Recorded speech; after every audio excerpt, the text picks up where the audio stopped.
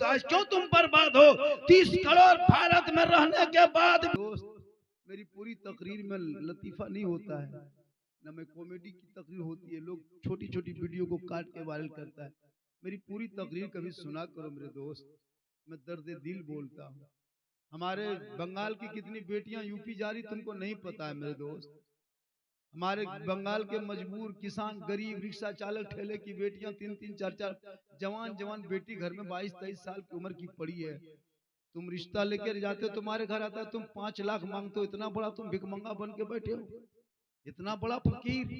اگر تم کو بھیک ہی مانگنا ہے تو بیٹی باپ سے مت مانگو میرے دوست. رمضان میں زکوٰۃ فطرہ مانگ لینا، لیکن بیٹی باپ سے مت مانگو.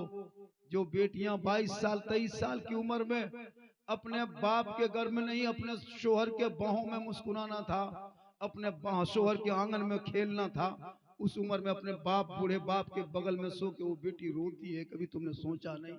آج تمہارا بیٹا بکتا جا رہا ہے سڑکوں پہ چوراہوں پہ.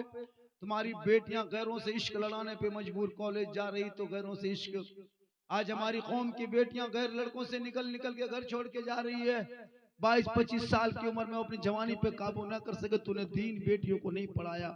کاش اپنی بیٹیوں کو دین پڑھا دیا ہوتا، کاش اپنے بیٹیوں کو دین کی تعلیم دے دیا ہوتا، کاش اپنی بیٹیوں کو مکتب میں تھوڑی سی جگہ دے کے بٹھا دیا ہوتا. تو آپ کی بیٹیاں موبائل لے کے کھیتوں میں جا کر کے انسٹاگرام میں فلٹر لگا کے فوٹو نہیں ڈالتی، بلکہ تمہاری بیٹیاں نگاہ نیچے کر کے سجدے کی جگہ پہ سجدہ پیشانی کو رکھ کے رب قدیر کی بارگاہ میں کہتی مولا پروردگار، اے مولا میں یہاں تک آ گئی ہوں اور آگے سنبھالنا مولا تیرا کام ہوگا. لیکن تو نے کبھی سوچا نہیں؟ جلسے میں آئے ہو گھوم کے چکر لگایا، جلسے میں آیا 2 4 باتیں ہنسا کھیلا چل کے چلا گیا. میرے دوست جلسہ ہنسنے کی جگہ نہیں، جلسہ کھیلنے کی جگہ نہیں، جلسہ گھومنے کی جگہ نہیں، جلسے میں موڈ فریش کرنے کی جگہ نہیں. دل میں جگہ دو. یہ علماء کرام اتنی محنت کر رہے ہیں، کیوں؟ اس کو کیا ضرورت تھی کہ 6-8 ہزار میں تمہارے گاؤں میں رہ کر کے امامت کرے؟ اسے کیا ضرورت تھی کہ آپ کے بچوں کو صحیح راستے پہ چلائے؟ ان کو کیا ضرورت تھی کہ آپ کی بیٹیوں کو کنیز فاطمہ بنائے؟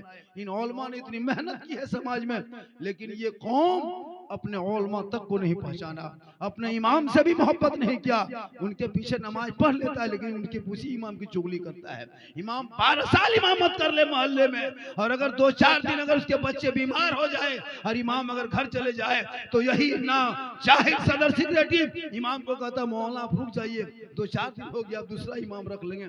آپ نے امام کو کبھی پوچھا نہیں کہ آپ رہے کیوں 4 دن؟ ان کا بیٹا ہاسپٹل میں، کبھی تو پوچھنے نہیں گیا. ان کی بیٹی بیمار ہے، کبھی دیکھنے نہیں گیا. ان کی بیماری، ان کی بہن، ان کی بیوی کو تکلیف میں تو کبھی دیکھنے نہیں گیا.